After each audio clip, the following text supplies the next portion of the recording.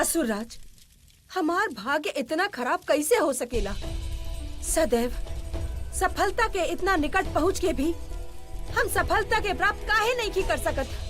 हम प्रबल खातिर इतना सफल योजना बनैले रही जैसे ओके ओकर प्रेम भी मिल जाइत और हमके विजय प्राप्त हो जाइत, किंतु वो अदृश्य होके हमार समस्त प्रयास के निष्क्रिय बना देलस।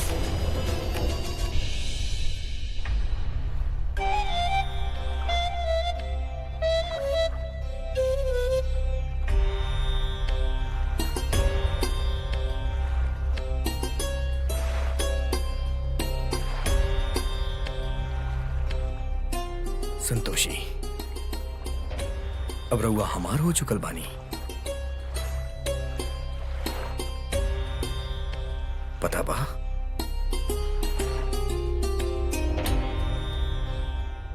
अभी पूरा ब्रह्मांड में हमार संतोषी के हमरा से केहू ना छीन सकत,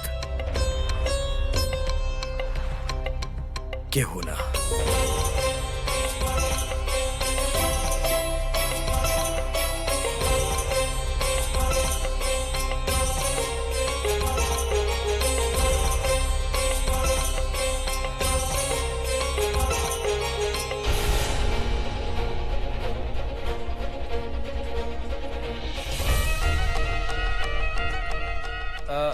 इंस्पेक्टर साहब, हम तनी घर वालन के खबर कर देत बानी है। रउआ पोस्टमार्टम की रिपोर्ट फोन पर बता देब हमके। ठीक बा? हाँ, Ram Ram. Thank you. Postmortem की तैयारी कर। ओके सर। ठीक बा। इंस्पेक्टर साहब, रउआ लोग यहीं में रुकी, हम आवत बनी अभी।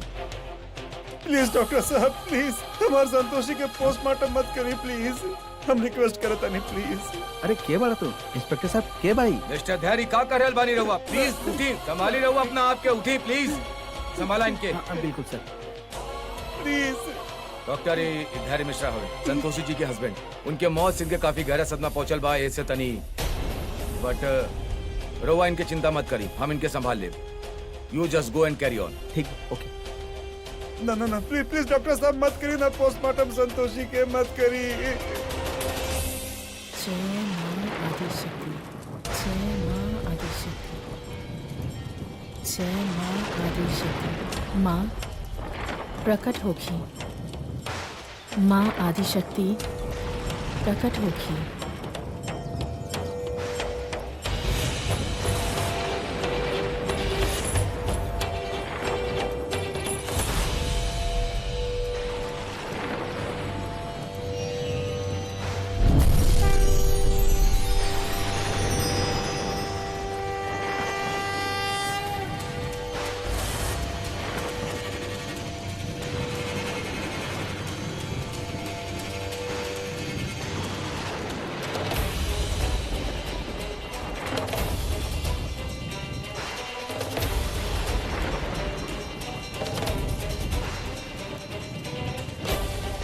प्रणाम माता।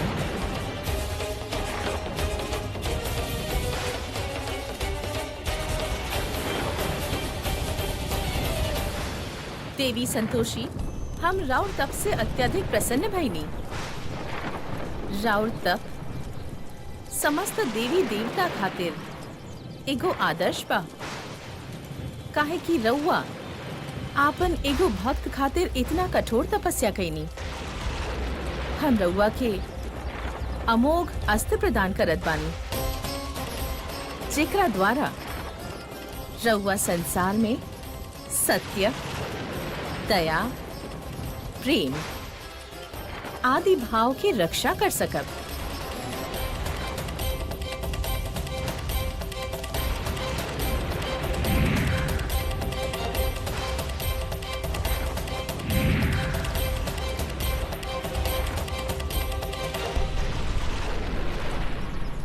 राउर बहुत बहुत धन्यवाद माँ।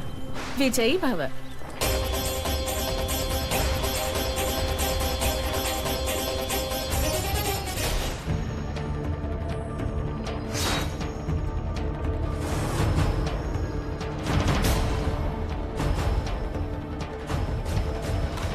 क्यों बीच में रउआ हमारे संतोषी के पोस्टमार्टम करब? मिस्टर धैर्य का बेवकूफी करल बनी रहुआ। कोनो बेवकूफी नहीं करा था हम। तो वो समझ में नहीं आवत। हटाई चाकू, चाकू हटाई प्लीज। ए पकड़ा इनके। केहू आगे नहीं, हम कदिल ने केहू आगे नहीं, वरना हम मार डालब अपने आपके। ठीक बा, हम खुद के मार डालब, फिर हमार और संतोषी के दोनों के पोस्टमार्टम करब रहुआ। ठीक बा, ठीक बा, ठीक बा। कूल, केहू कुछ ना करी। देखिए हमारी बात समझे की कोशिश ना करी। समझे हम राहुल बात, रहुआ कहे नहीं कि समझे हमारी बात। तब से कहता नहीं, संतोषी मरल नहीं की। हमके पूरा भरोसा बा संतोषी माँ पर। ओके कुछ नहीं के भेज बा। अब हमके शीघ्र ही संतोषी के मृत शरीर के स्थिति ज्ञात करे के बा।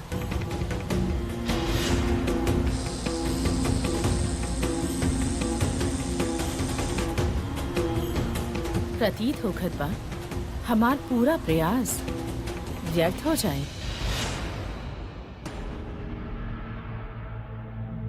केहू कुछ ना करी। केहू रहुआ जैसन करल बानी वैसे ने होकी। देखी डेड बॉडी के पोस्टमार्टम नहीं होके के ना करब हमनी। प्लीज रुक जाई रहुआ। देवी पौलमी, देवी संतोषी वो देवी आदि शक्ति के आवाहन करके उनका से शक्ति प्राप्त कर लेले बाड़ी और अब असुर लोग के विनाश करे खातिर तत्पर बाड़ी। देवी संतोषी आदि शक्ति से शक्ति प्राप्त कर ले बाड़ी। अब कहो कि पुत्री का भइल पुत्री, तोहार मुख पर चिंता के तनिक भी भाव नहीं के दिख रहल। असुरराज, रउआ व्याकुल मत होखी, काहे कि महादेव हमके अभयदान देले बाड़े। देवी संतोषी कितना भी शक्तिशाली काहे न होखस, उ महादेव के टाल नहीं खी सकत। किंतु एगो बात चिंता करे वाला बा। प्रबल पर संकट बढ़ रहल बा। यदि उ हमार बात ना मनलस त उ नष्ट हो सकेला। ओके हमनी के समझावे के होखी कि संतोषी के आत्मा के वापस करे के पश्चात भी विजय हमनी के होखी, काहे कि धरती लोक पर संतोषी के देह नष्ट होकर ही वाला बा। किंतु ये सब बतावे खातिर ओकर मिलल आवश्यक बा। हम प्रबल के ढूंढे खातिर आपन एगो गुप्तचर भेजले बानी। आशा बा कि वो जल्दी ही मिल जाए। महाराज, का भइल, कुछ पता चलल प्रबल के? महाराज अति विशेष सूत्र से ज्ञात भइल बा। असुर युवराज यक्षलोक में शरण लेले बाड़े। असुरराज, यदि प्रबल यक्षलोक में बा त हमनी के ओके बचावे खातिर अभी प्रस्थान करे के होखी। हाँ पुत्री, एकरा अलावा और कोनो विकल्प नहीं खे। त चली। देखिए मिस्टर धैर्य, आज ना त काल रहुआ की बात माने के पड़ी कि राव और बीबी ए दुनिया में अब नहीं खी। शी इज नो मोर, मर चुकल बाड़ी हूँ। ना, अरे इतना हम समझाओ तनी रहुआ लोग के कि हमार संतोषी के कुछ नहीं के भाई। हमार संतोषी माँ पूरा भरोसा बा हमके उन पर कि वापस जिंदा होगी। ब्रह्मदेव, असुर सब हमरा साथे और हमार भक्तन के साथे छल कैले बा। एकरा पश्चात रउआ हमके असुर लोक के नाश करे की अनुमति काहे नहीं दे रहल?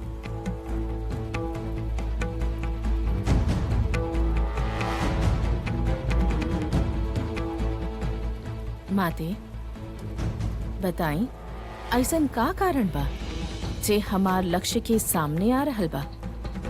देवी संतोषी, असुर लोक के विनाश स्वयं महादेव टल्ले बाड़े।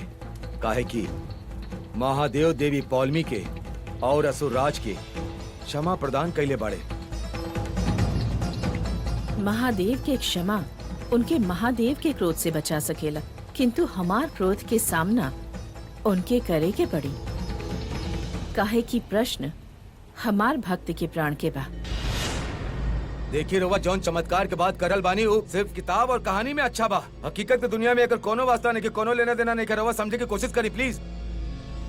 ब्रह्मदेव, सबसे बड़ अपराध तो युवराज कैले बाड़े। यही से हम उनके दंड देवे जा रहल बानी।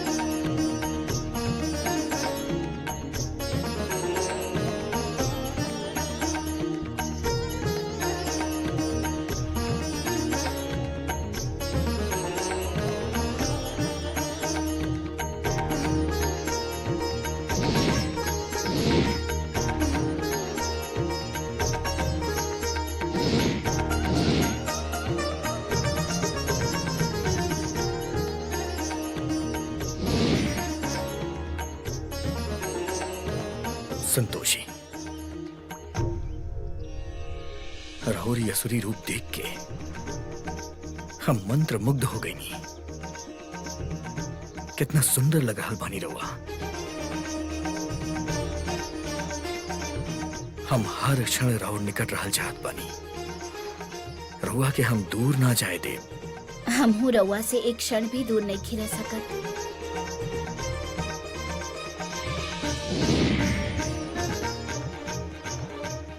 संतोषी, ई यक्षलोक के फल हा। रहुआ एकरा ग्रहण करी।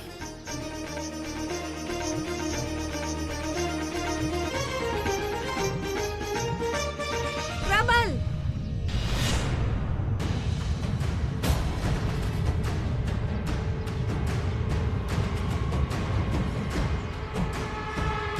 संतोषी, हमनी के प्रेम के शत्रु हमनी के यह स्थान ढूंढ ले बाड़े। हमनी के यहां से चले के होखी प्रिय।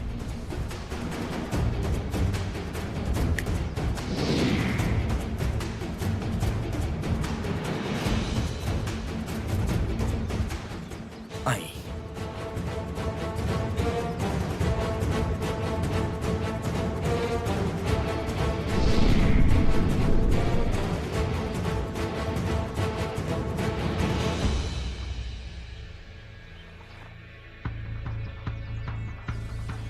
प्रबल, रुक जा प्रबल। तू फिर से लुप्त नहीं खा हो सकत। यदि तू पुनः लुप्त हो गईला तो तहार प्राण जा सकेला, और यदि तू रुक गईला तो संतोषी सदैव खातिर तहार हो सकेली। ना बहिन, हम राउर ना सुनब, कदापि ना।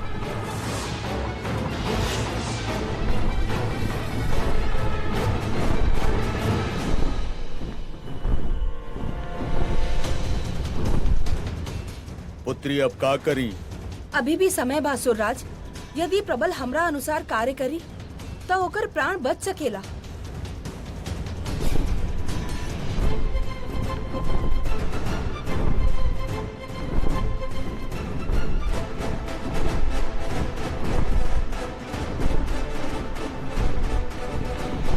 संतोषी, अब हमने पुनः अदृश्य होगा।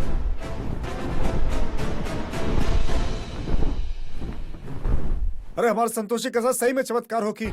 संतोषी माँ हमारे संतोषी के वापस जिंदा कर दिया। रउआ लोग कहे ना समझाता नहीं। संतोषी को छोड़ दी। हाथ हाथ हाथ में लगाए।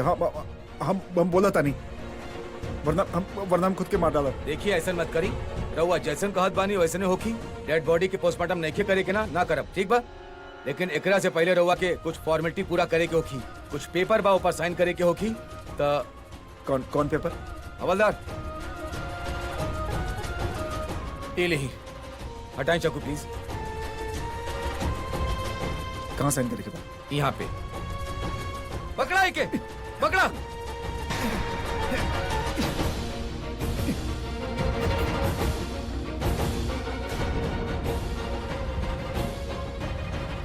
हमारे संतोषी के हाथ मत लगाइया।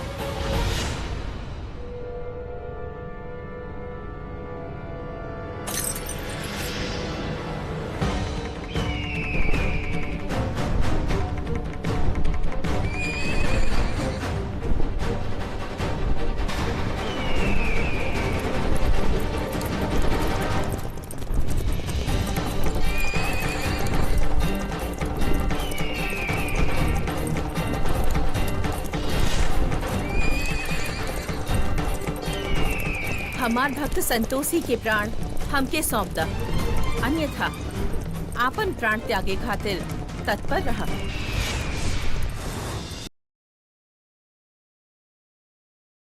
Dead body?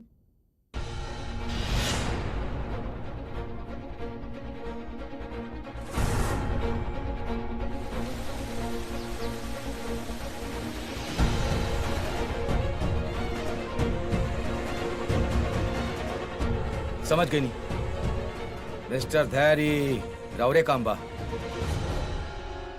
रवा क्यों के बुलवा के यहाँ से डेड बॉडी गायब करवानी है ना? हम कुछ ना कहते बनी। रवा समझ में नहीं क्या आवत? क्यों ना, बल्कि संतोषी माँ संतोषी के बचेली। का कह रहल बानी रहुआ? रहुआ पागल हो गल बानी का? एगो काम करा, तू दोनों बाहर जाके ढूंढा अच्छा तरह से। क्या तो नहीं दोनों भेजा ढूंढा चला। आई एम श्योर चमत्कार संतोषी माँ ही कहली बाड़ी। हे संतोषी माँ, बहुत बहुत धन्यवाद राव।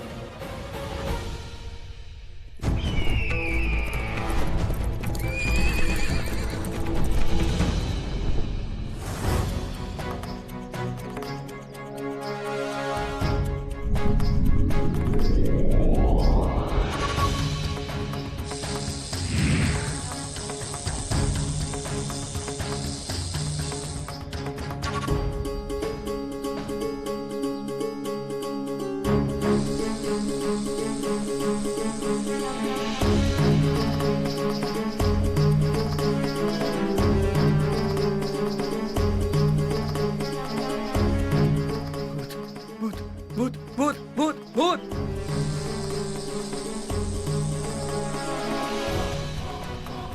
जय हनुमान ज्ञान गुण सागर, जय कपि ताहि लोक जागर।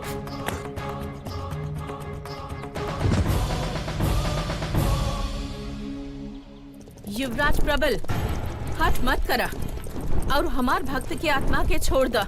ना, हम अपन प्रेम के त्याग ना करब कदापि ना।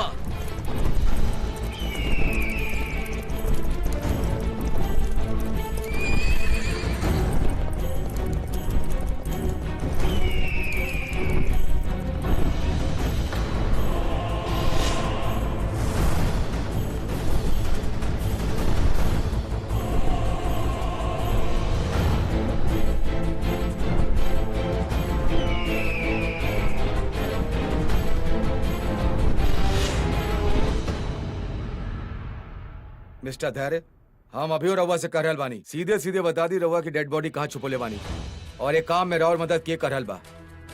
हम कुछ ना कहले बानी, बल्कि संतोषी माँ संतोषी के देखे गए बानी। रवा लोग हमार बात ना सुनाते रहनी, रवा लोग कहता समझ में नहीं क्या आवत रहे ना।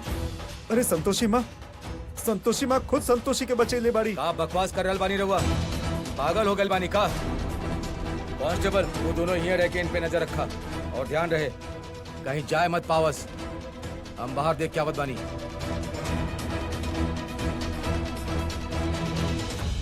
अब हमने यहाँ सुरक्षित बनी, हमने के केहू भी कुछ।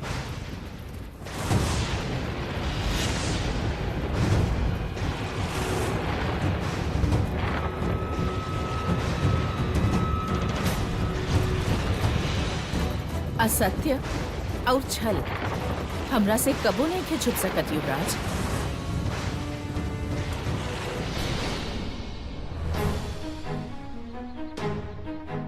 सर, होके ना होके यहाँ कोनो भूत ऊत के चक्कर जरूर बा। बकवास मत करा, कौनो भूत ऊत के चक्कर नहीं के। ना सर, हम वहाँ संतोषी की डेड बॉडी दिखले बानी। का बकवास करल बड़ा? हाँ सर, रवा चल के देखी, चल के। चली चला।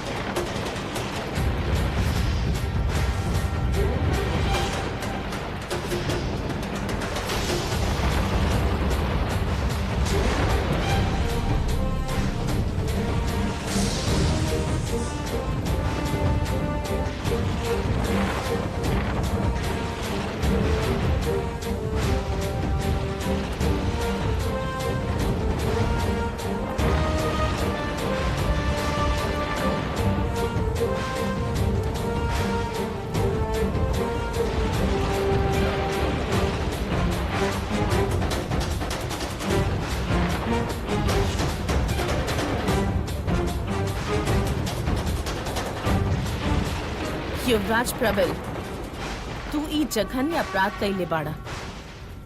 हमार सबसे प्रिय भक्त के प्राण हरे के अपराध, एके अकाल मृत्यु प्राप्त करावे के अपराध। एके असुर लोक में एगो असुरी स्त्री में बदले के अपराध।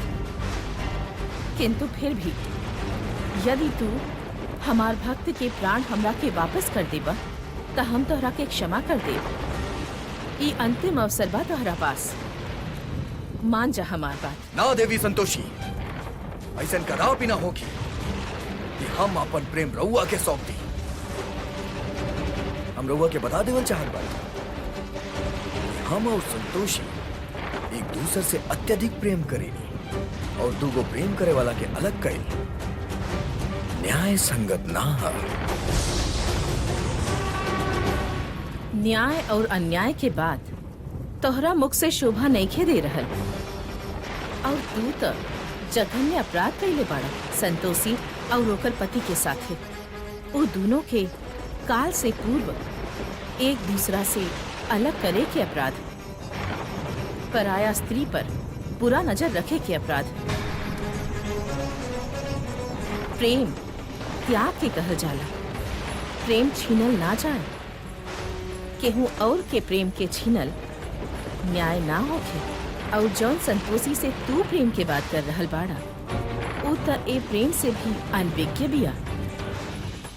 महाराज, युवराज प्रबल के सामना देवी संतोषी से हो गइल बा। अब उनका रक्षा केहू न कर सकेला। पुत्री, हमार पुत्र के रक्षा करा, अन्यथा देवी संतोषी होकर वध कर दिए। हमार भ्राताश्री के मूर्खता विजय के रथ के दूसरा ओर मोड़ देलस।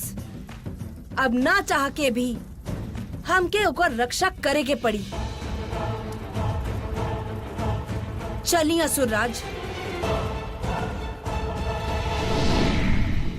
जल्दी चला, बतावा कहाँ बा। साहब,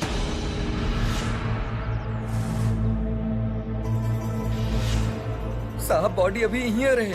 यह रहल तो गाइल कहाँ? पता न कहाँ चल गई। झूठ बोले के अंजाम जानत बड़ा।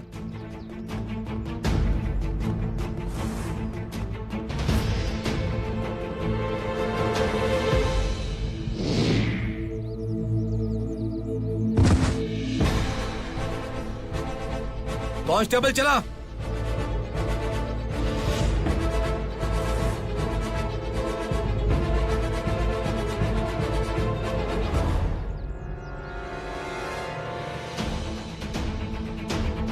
हवलदार, हाँ सर। आगे देखा। जी सर।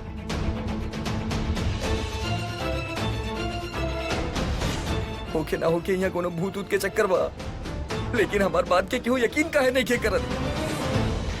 युवराज, हम तोहके अंतिम चेतावनी दे रहल बानी, संतोषी की आत्मा के मुक्त कर दा, अन्यथा उचित ना होगी। हम तोहार अपराध के ऐसा दंड देव कि पूरा असुर साम्राज्य ध्वस्त हो जाई। हाँ तो कर दी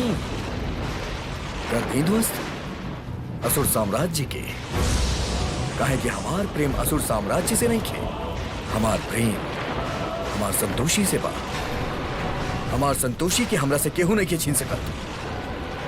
चाहिए रउआ के जे करे के बा कर ली। ई प्रबल अब हार नहीं के माने वाला। यदि ऐसन बा तो युद्ध खातिर तैयार हो जा। हाँ, तैयार बानी हम युद्ध खातिर।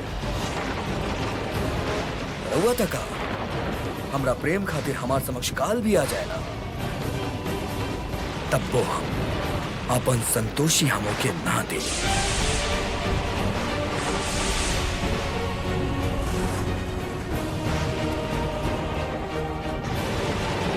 ये हमार चेतावनी बा रउआ के, प्रबल के मार्ग में मत आई। काहे कि प्रेम के उन्माद अत्यंत भयातुक होखेला। जे भी मार्ग में आवेला बह जाला। यदि रउआ हमार मार्ग में आईनी ना तो हम रउआ के भी समाप्त कर देव देवी संतोषी।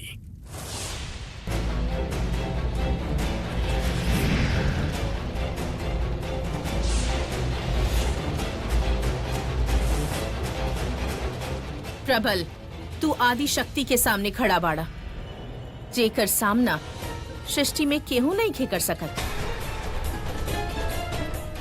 देख ला अपना चारों ओर, काहे कि एकरा पश्चात तो हार अहंकार नष्ट हो जाई। आई युद्ध करके देखल जाओ।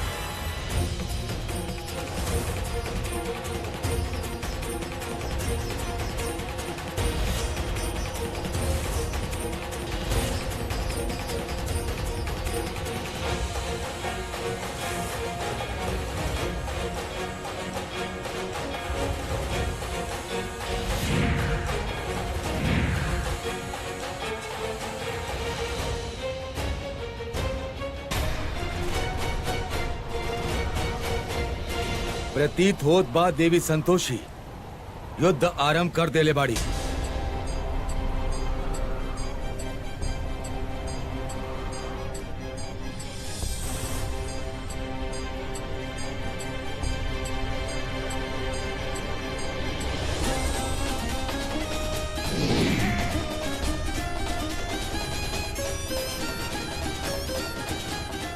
पुत्री प्रबल के रक्षा करा।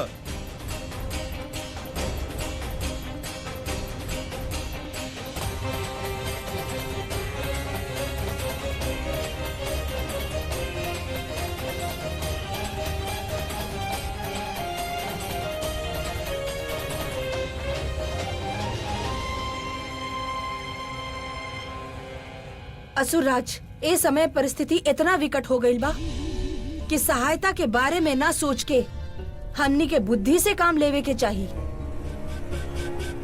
प्रबल, तू मूर्खता मत करा। देवी संतोषी के उनकर भक्त के प्राण सौंप दा। प्राण के का बात कर रहल बानी रहुआ? हमार प्राण संतोषी में बा।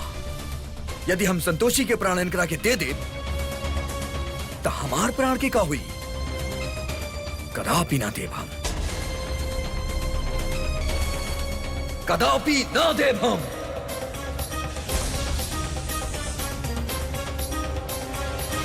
देवी संतोषी, हमार पुत्र अत्यधिक हठी बा, कृपा करके ओके क्षमा कर दीही। हम रउआ के और राउर पुत्र के कई अवसर देनी, किंतु रउआ हमार एक को ना सुननी और कारागार से छुटला के पश्चात भी हमार भक्त के प्राण सौंपे के बजाय रउआ हमके धोखा देनी। हमरे से ना, ब्रह्मदेव के साथ भी रउआ छल गई नहीं। रउआ हमरा से क्षमादान कौन अधिकार से मांग रहल बानी असुरराज?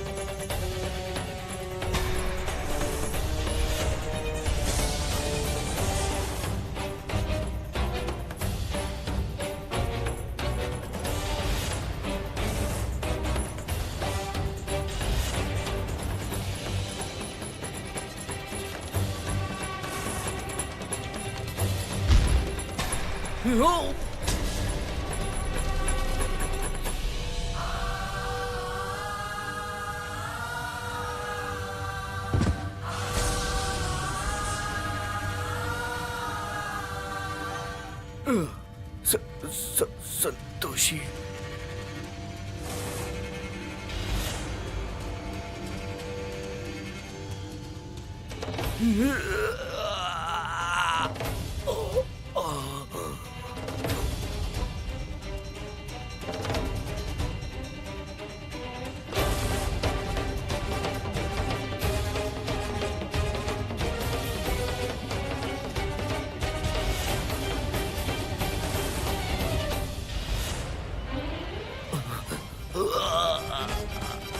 संतोषी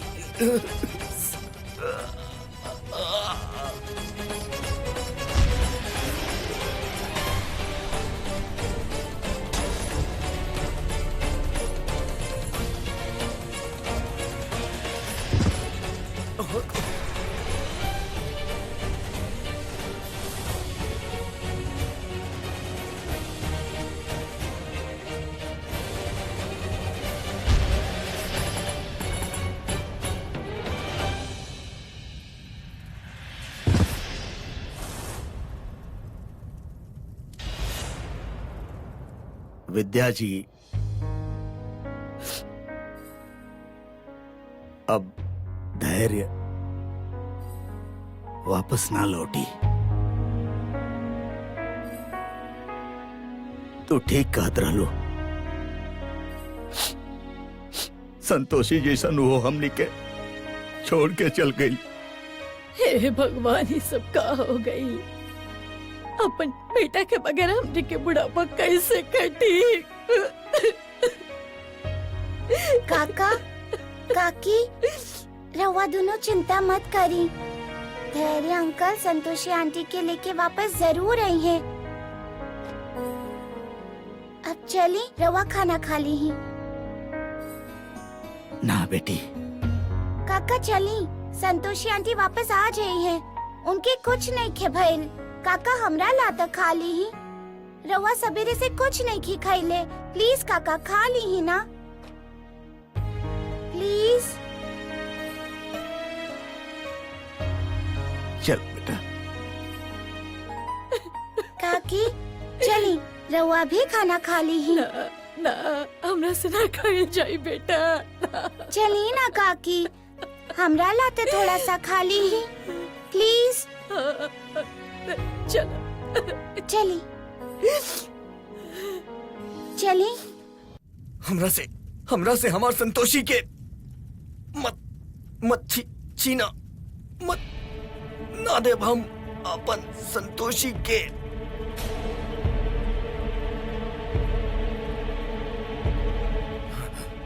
का भाई, 100 हाथी के बल रखे वाला प्रबल, जेकरा बल पर तू आदि शक्ति के चुनौती देत रहला, कहा गईल तोहार पराक्रम। हम चेतावनी देले रही कि तोहके ध्वस्त करब। हमार मार्ग में मत आवा प्रबल। छोड़ द हमार भक्त के आत्मा के। ना प्रबल, तू अपन मूर्खता के साथ संपूर्ण असुर लोक के नाश नहीं खा कर सकत। देवी संतोषी के उनकर भक्त के प्राण लौटा दा। ना देव हम अपन संतोषी के केहू के।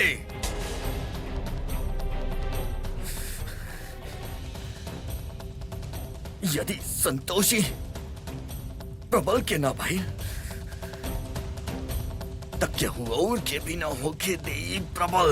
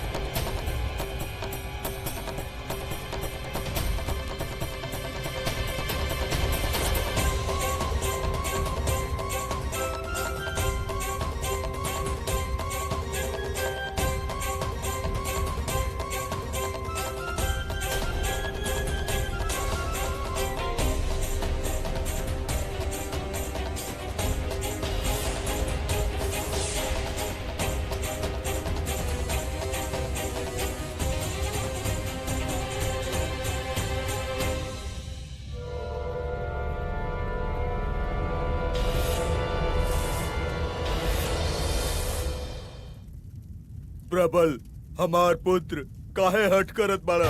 पुत्री पौलमी के बात मान काहे नहीं खले? यदि ऐसे में तू उचित निर्णय ना लेला तो हर जीवन समाप्त हो जाई।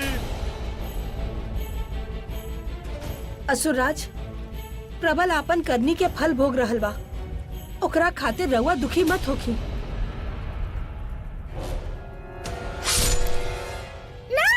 ना पुत्र,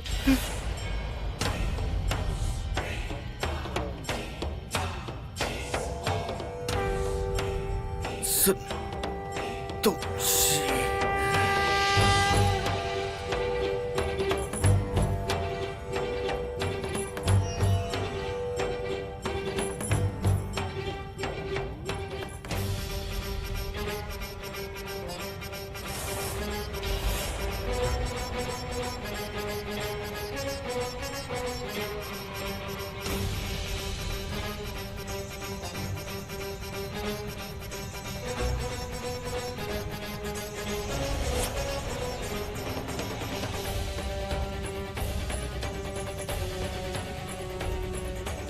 देवी संतोषी, रउआ अपन भक्त के प्राण ले ली। देवी पौलमी, रउआ हमार भक्त की आत्मा के एगो नया काया में डाल देले बानी, और अब ए आत्मा के पावे खातिर हमके ए काया के नष्ट करे के पड़ी, और एगो निर्दोष के हत्या हम नहीं कर सकत। देवी, ई तो बहुते बड़ धर्म संकट उत्पन्न हो गई बा। ए समस्या से निकलल असंभव प्रतीत हो रहल बा।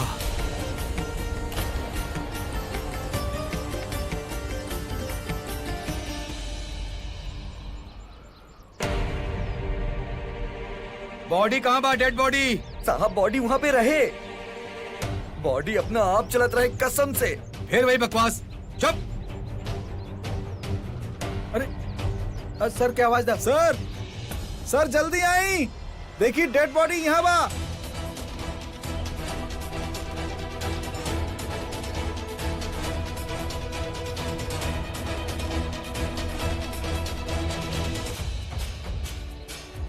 Oh my God.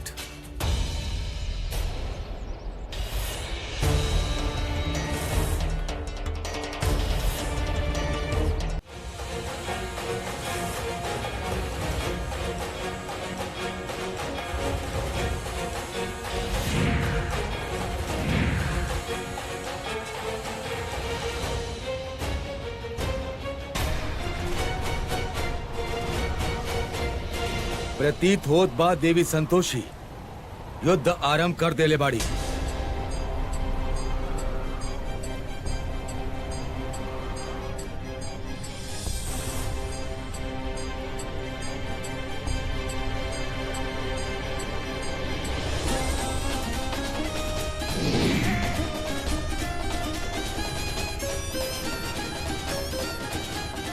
पुत्री प्रबल के रक्षा करा।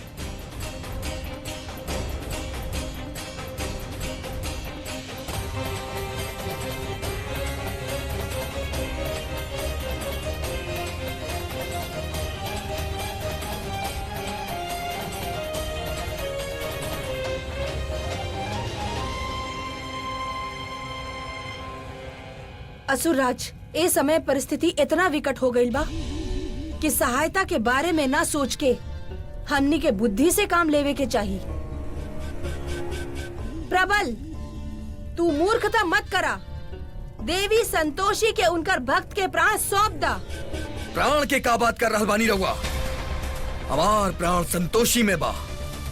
यदि हम संतोषी के प्राण इनकरा के दे दे तो हमार प्राण के का हुई?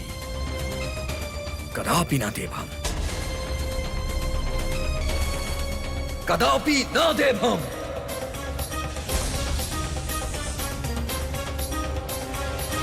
देवी संतोषी, हमार पुत्र अत्यधिक हठी बा, कृपा करके ओके क्षमा कर दी। हम रउआ के और राउर पुत्र के कई अवसर देनी, किंतु रउआ हमार एको ना सुननी, और कारागार से छुटला के पश्चात भी हमार भक्त के प्राण सौंपे के बजाय रउआ हमके धोखा देनी। हमरे से ना ब्रह्मदेव के साथ भी रउआ छल कई नहीं। रउआ हमरा से क्षमादान कौन अधिकार से मांग रहल बानी असुरराज?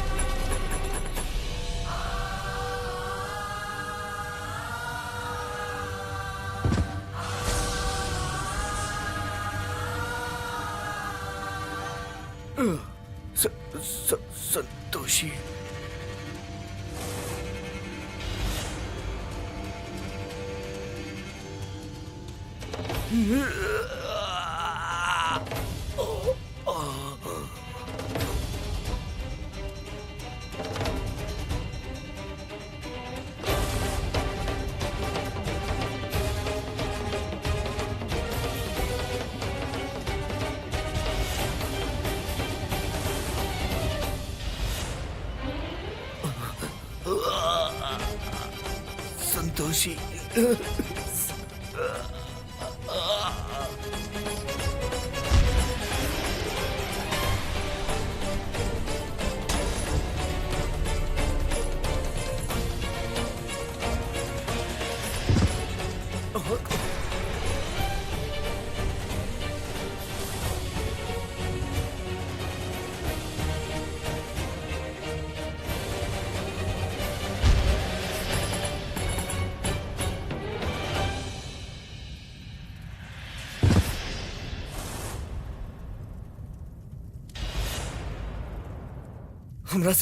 हमरा से हमार संतोषी के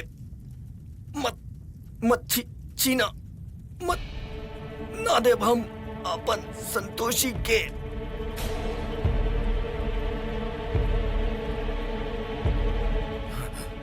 का भइल?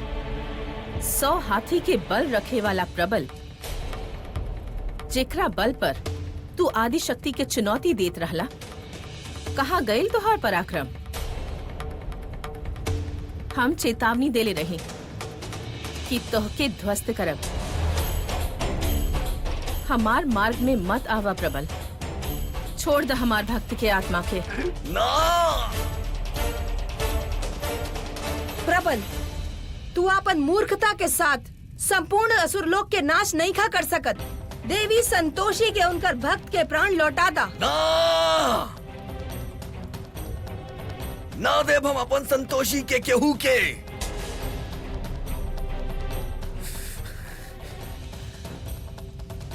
यदि संतोषी प्रबल के ना भाई, तब केहू और के भी ना होके दे प्रबल।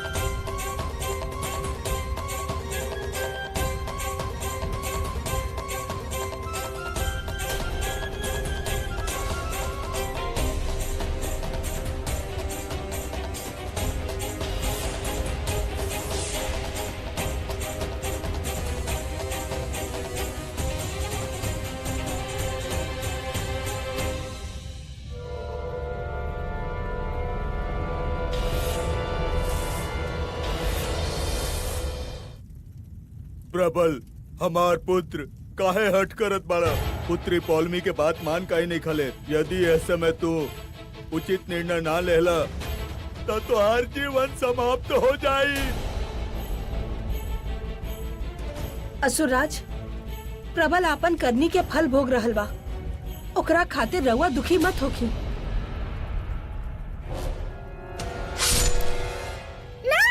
ना पुत्र,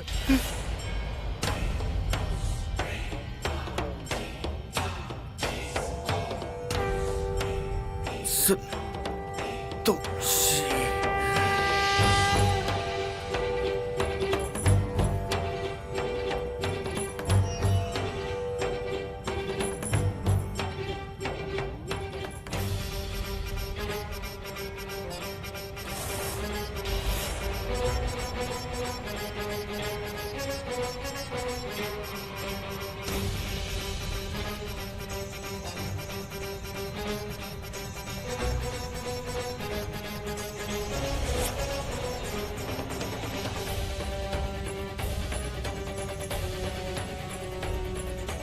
देवी संतोषी, रउआ अपन भक्त के प्राण ले ली।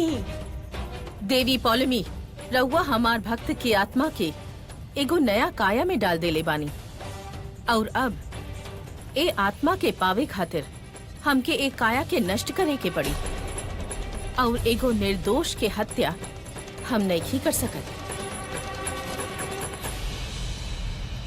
देवी, ये तो बहुते बड़ धर्म संकट उत्पन्न हो गई बा। ए समस्या से निकलल असंभव प्रतीत हो रहल बा।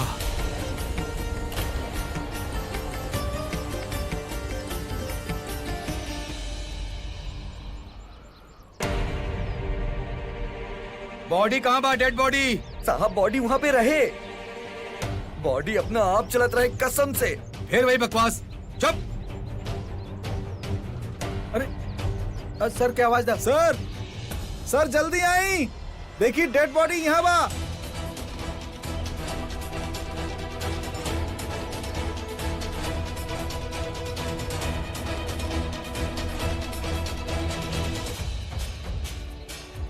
Oh my God.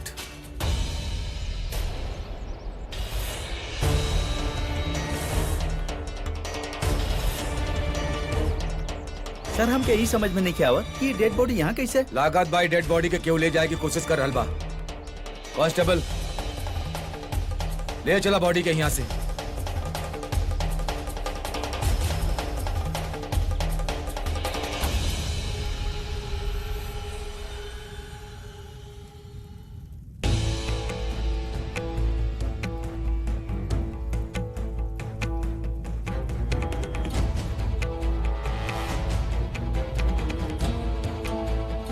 ज्ञात नहीं के हो रहल, अभी असुरी स्त्री के वध के करी।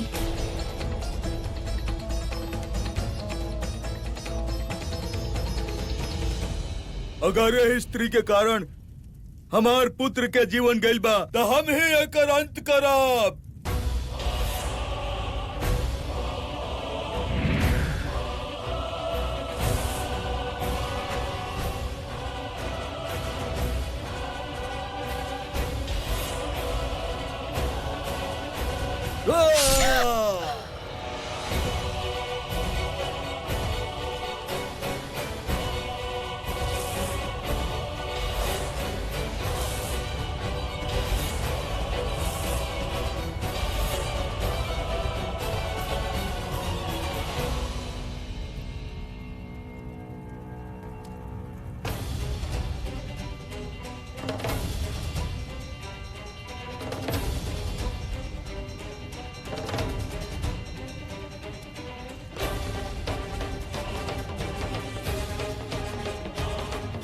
देवी संतोषी, ए आत्मा के संतोषी के देह में तत्काल स्थानांतरण करवा दी।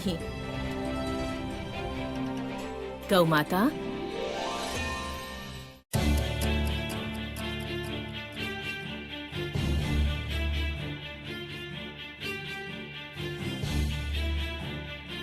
हमार देह कहाँ गइल?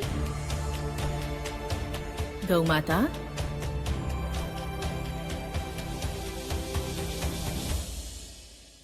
गौ माता,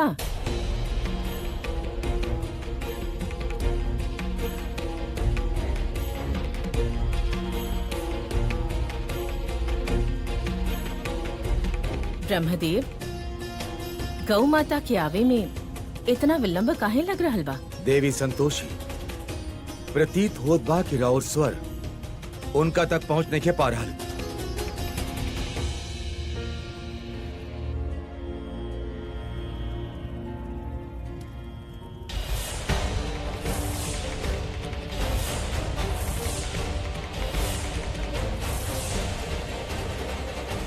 नारायण नारायण, किंतु देवलोक में ऐसा अनर्थ कैसे हो सकेला? कैसे? गौ माता के देह के नष्ट कर सकेला? चलिए हमने चल के देखल जाओ।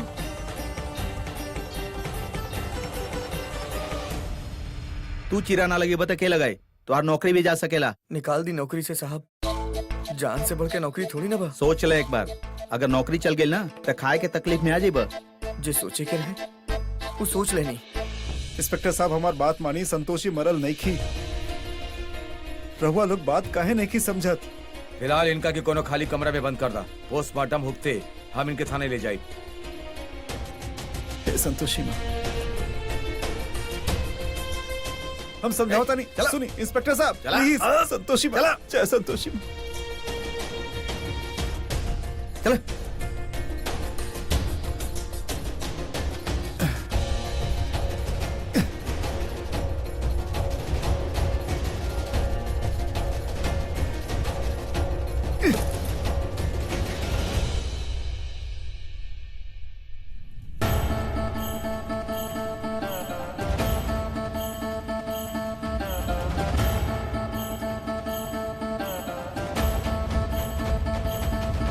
ई चीटी सब गौ माता के देह के नष्ट कर रहल बाड़ी। हमरा नष्ट कैला पर ई बिना त्रुटि के मारल जाइ हैं। माते, रउआ हमके बताई हम का करी? देवी, रउआ वरुण देव के आवाहन करी, उहे रउआ के इस संकट से निकाल सकेले।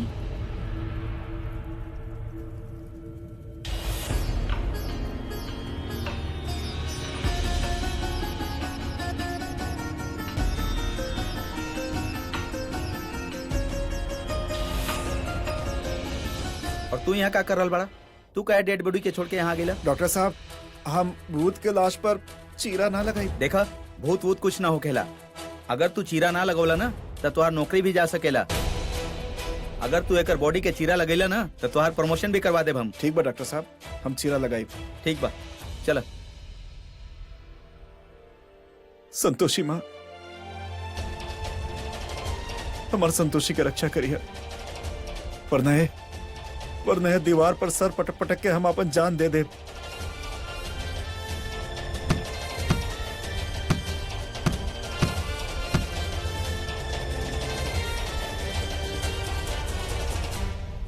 आपन भक्ति की रक्षा खातिर हम स्वयं जाएब। माते, का रउआ वरुण देव से आग्रह करब कि उ गौ माता के काया के बचा लेस? अवश्य देवी, रउआ निश्चिंत होके जाई।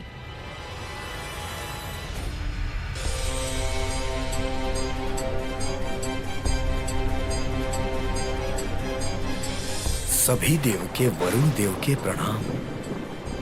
देवी पार्वती, कौना खातिर रउआ हमारा आवाहन कहीं आज्ञा दी। वरुण देव, देवी संतोषी के आग्रह पर रउआ गौ माता के देह बचावे के होखी, अन्यथा अनर्थ हो जाई।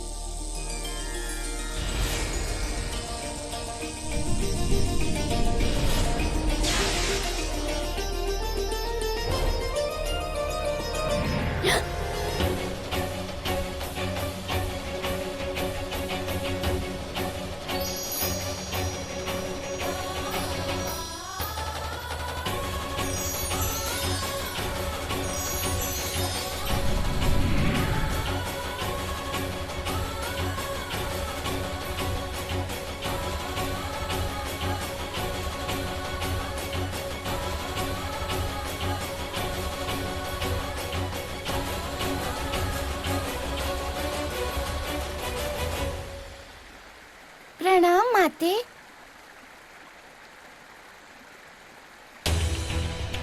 प्रणाम ब्रह्मदेव।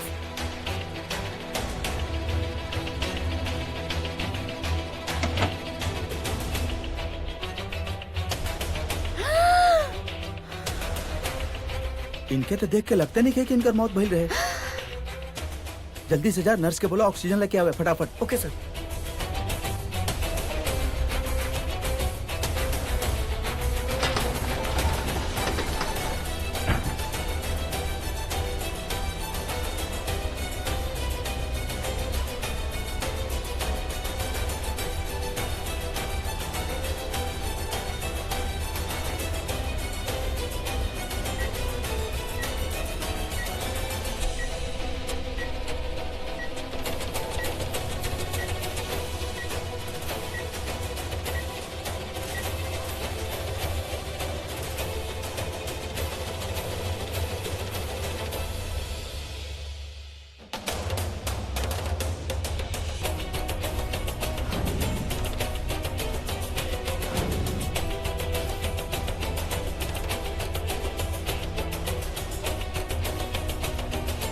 कहाँ बनी हम?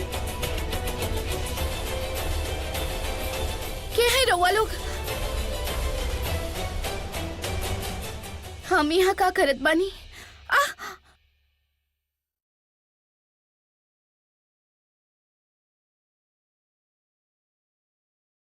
रवा सबे के यहाँ प्रबल भेज ले बा। दूर हटी हमरा से, दूर दूर दूर रही हमरा से। क्यों हाथ ना लगाई हमके? रवा सबे के यहाँ हमरा पास प्रबल भेज ले बा ना हमके मारे खातिर। दूर कहानी ना, दूर रहे खातिर। देखिए, हमने राउर मदद करे आयल बनी, रउआ के नुकसान पहुंचावे नहीं हमके किया। यहाँ से जाए दी, हम कहत बानी। और वैसे भी हमार पति यहाँ आवत होकी है हमें बचावे खातिर। अरे सर,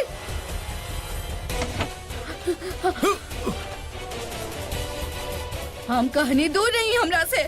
डॉक्टर साहब ही संतोषी जी रवा जिंदा बानी। रवा सभी के प्रबल भेज ले बा, हमके पता बा हमके मारे खातिर भेज ले बा। राउर गलत फहमी बा, हम रवा के तकलीफ देवे ना बल्कि राउर मदद करे आइल बानी। इनफैक्ट राउर हस्बैंड भी हमनी के साथे बाड़े। झूठ झूठ कहत बानी रवा। अगर वो यहाँ बाड़न हमके दिख काहे नहीं खन रहल? बुलाई उनका के, कहाँ बाड़े वो? हवलदार, मिस्टर धैर्य के जाके लेके आवा जल्दी।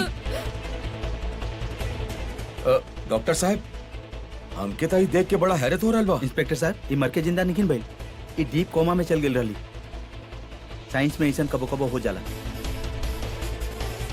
संतोषी जी, राहुल पति के प्यार और विश्वास की वजह से रवा दोबारा जिंदा भइल बानी, और हम अपन पूरा लाइफ में ऐसा प्यार और विश्वास आज तक नहीं दिखले।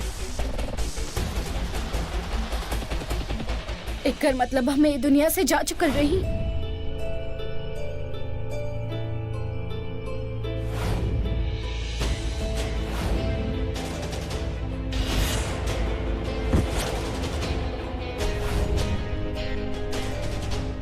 कहाँ बड़े हमारे पति? संतोषी,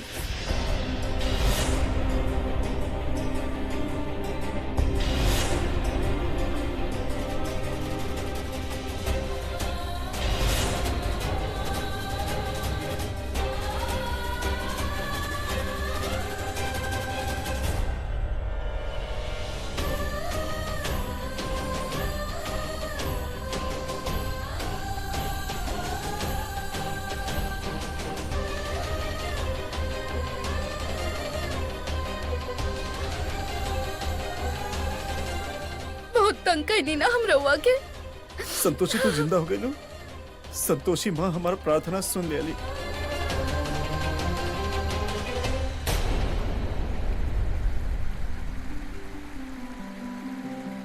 संतोषी माता के जय, संतोषी माता के जय, संतोषी माता के जय। रउआ सभी के बहुत बहुत धन्यवाद। रउआ सभी के सहयोग से ई सिद्ध हो गई कि सत्य अकाट्य बा।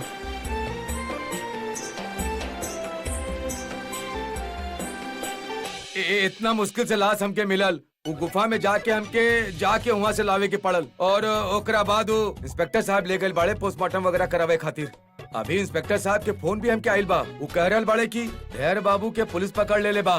पागल जैसन हरकत करत रहले, लाश के फिर उठा के ले गईले। हाँ का धैर्य के पुलिस गिरफ्तार कर लेलस। घबराई मत, पुलिस तो छोड़ दी उनके।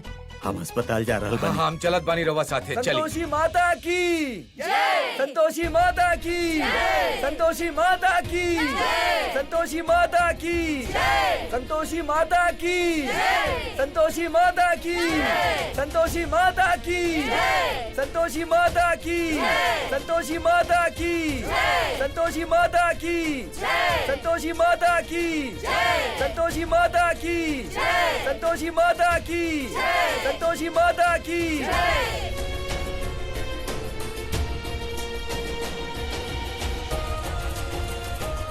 हमार बच्चा तो घरे आ गई। हमार धैर्य के पुकार संतोषी माँ सुन ले ली।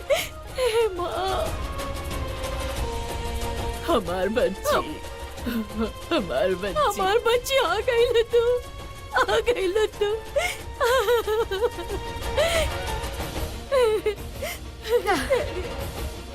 काका अरे हमारी बच्ची।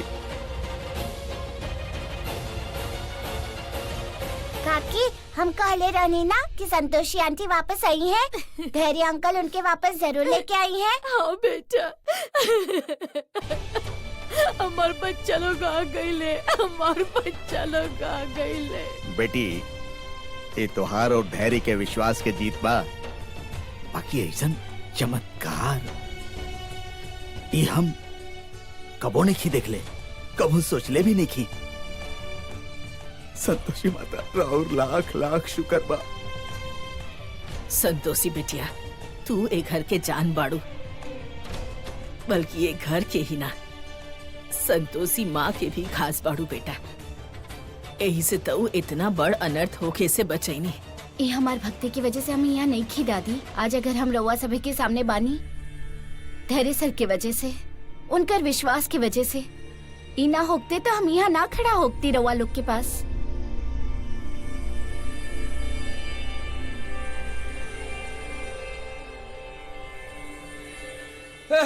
अरे भैया, हम क्या माफ कर दी। हम हमेशा जी, संतोषी माँ उठिए। के शक्ति के नजरअंदाज कर ले बानी, लेकिन आज हम क्या विश्वास हो गइल बा कि संतोषी माँ अगर चाहत तक कुछ हो सकेला। कहा कर रहल हम बानी क्या माफ कर चाचा जी। अब से हम उनका भक्त बानी, हमरा के माफ कर दी। अच्छा चाचा जी, चलिए उठी। कहा करत बानी रउआ?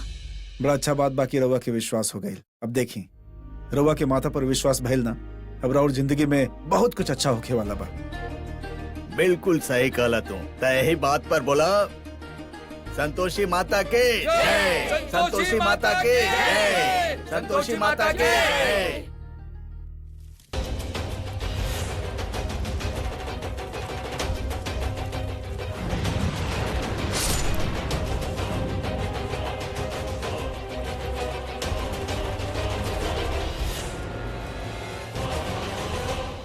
असुरराज, कब तक ऐसे प्रबल के बारे में स्मरण करके दुखी होकर रहब? पुत्री, आज तोहरा कारण हम पुत्रहीन हो गई नी। तोहार अहंकार के वेदी पर हमार पुत्र बलि चढ़ गए।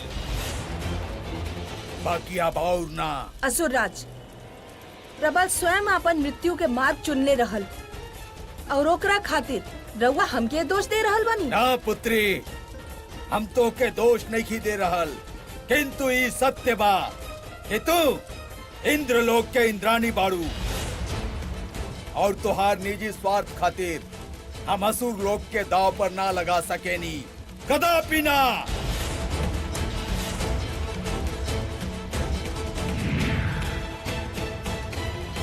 ऐसन चमत्कारी दुनिया में शायद ही केहू के देखे के मिले। माँ संतोषी के शक्ति, धैर्य मिश्रा के विश्वास और संतोषी मिश्रा के भक्ति प्रेम के नया उदाहरण पेश कैले बा। हजारों लोग के भक्ति और प्यार के तो देखले सुनले ही हो खबरउआ लोग, बाकी ऐसा विश्वास के जीत पहले कबो नहीं की देखले हम।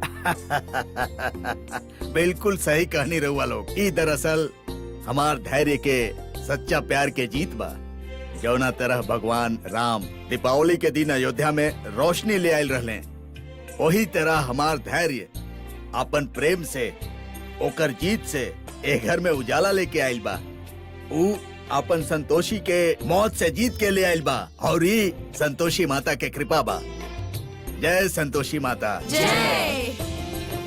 फॉलो मी क्या बेटा? हाँ एने काका। आवा। खूब सारा ढेर सारा तू पटाखा ले आवा। आज बेटी हमहू तोरा संगे पटाखा चलाई। ठीक बा काका।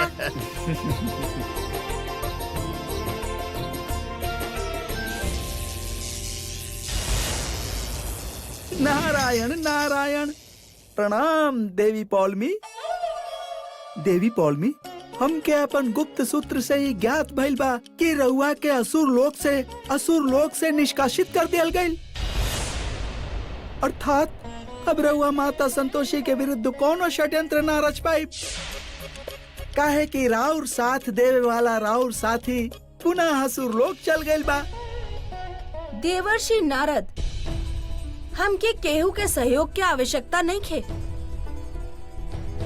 हम देवी पौलमी इतना क्षमता रखेनी कि देवी संतोषी के अकेले ही परास्त कर सकेनी। नारायण नारायण। भविष्य के तो हमके ज्ञात नहीं खे देवी पौलमी, किंतु वर्तमान में जौना प्रकार माता संतोषी अपन भक्त पुत्री संतोषी के पुनः जीवित कर देली, तो से तो एक बात सिद्ध होखेला कि रउआ आवेश, घृणा, छल, लोभ, मोह, माया से माता संतोषी पर विजय प्राप्त ना कर सकेनी। एगो मानव भक्ति के साथ ही इतना शक्तिशाली ना हो सकेला। हम ई संतोषी रूपी मानव के ना छोड़ब।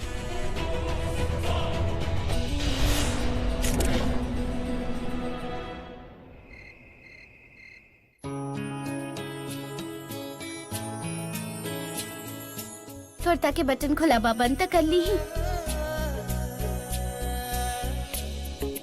का भय ऐसे काहे देखत बानी? अच्छा नहीं की लागत का? अच्छा तो हमेशा लगे लो, बस आज जी भर के देखे के मन करा था। फिर हो गई नी शुरू। हम तोहरा ना अपन किस्मत के देखा था नहीं, कैसे तू हमार जिंदगी में एलू और हमार पूरा जिंदगी बदल दे लो। बदलल तो बहुते कुछ बा, राउर जिंदगी में भी और हमार जिंदगी में भी। हमें अभी अच्छा से याद बा हमने कैसे पहला बार मिलल रही। जी बाल भारती स्कूल के ने पढ़ी, बता सके नहीं? हम रवा के कबो बताई नहीं ना, लेकिन याद बा रवा पहला मुलाकात में कितना जोर से थप्पड़ मर ले रही हमरा के। कितना ज्यादा चोट लागल रहे हमके। हम सोच ले रही ऐसे नकड़ू इंसान हमके जिंदगी में दोबारा कबो मत दिखे। वैसे हम भी कभी ना सोच ले रहनी कि तोहरा जैसन लड़की हमार लाइफ पार्टनर बनी। याद बा जब हम तोहार मांग में सिंदूर भर ले रहनी था, उस समय हम सिर्फ तोहरा से नफरत करत रहनी। सुहाग रात के सपना देखा ताड़ू ना? अरे तोहरा के छुअल भी हमरा खातिर पाप बा। वो तो संतोषी माँ के आशीर्वाद रहे कि हमरा और नफरत के प्यार में बदल सकनी। संतोषी माँ के आशीर्वाद ना हो कितना तो हम इतना हिम्मत कबो ना झूठा पाईती। वैसे रवा पता बा, अगर मुश्किल में इंसान संतोष रखे ना तो खुशी ढूंढिए लेला।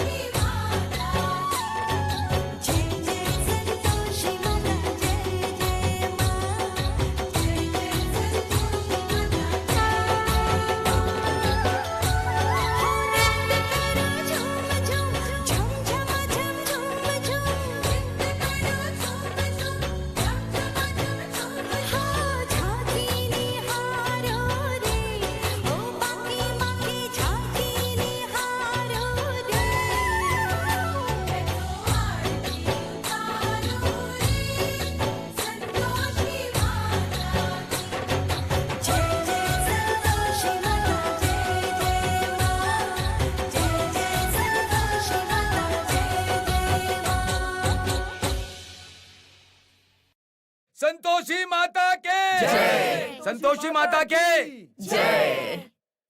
संतोषी माता के जय। संतोषी माता के जय।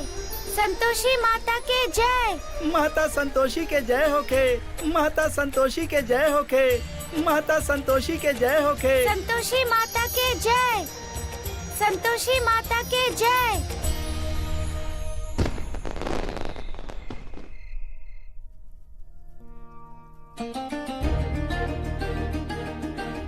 ना,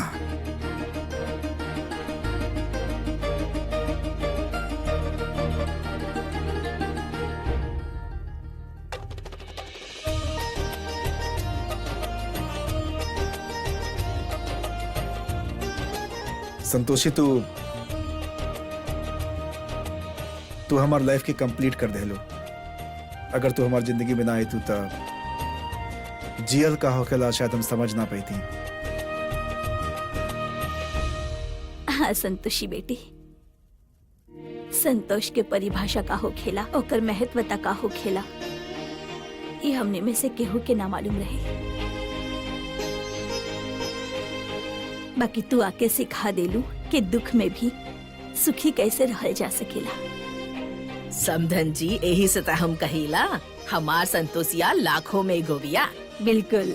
अब बस खाली हमारी तारीफ कल मन करी ये पटाखा के जगह ना तो हम ही फुट जाए अभी। अच्छा चला ठीक बा। पटाखा से याद आयल, पॉलिम का लाओ फुलझड़ी दा।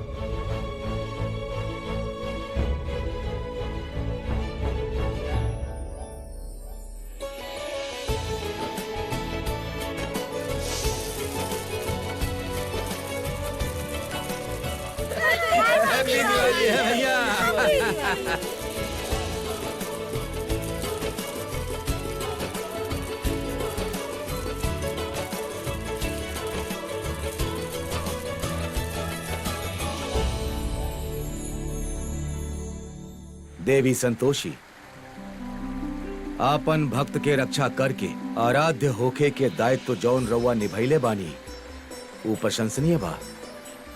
देवी संतोषी, रउआ द्वारा समस्त संसार के ई संदेश पहुँचल बा कि संतोष एगो सीमा तक मौन रहेला। जब असत्य के पराकाष्ठा बढ़ जाला त उहो शस्त्र उठा लेला। प्रणाम माते। माते, हमार मन में एगो प्रश्न उत्पन्न हो रहल बा।